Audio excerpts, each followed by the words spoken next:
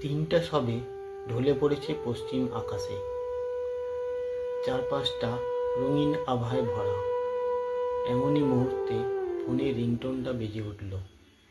অভির কাঁপা কাঁপা হাতে কলটা ধরে বলল, হ্যালো। সুখের আশায় বাড়ি থেকে পালিয়ে আসা মিমি অপর প্রান্ত থেকে বলল, আমি অনেকক্ষণ দাঁড়িয়ে, তুমি কোথায়? এই তো তোমাকে দেখতে পাচ্ছি, আমি এসে গেছি। এরপর দুজনে মিলে মন্দিরে গিয়ে বিয়ে করে নিল। মিমি বলল, আমরা কোথায় গিয়ে উঠব?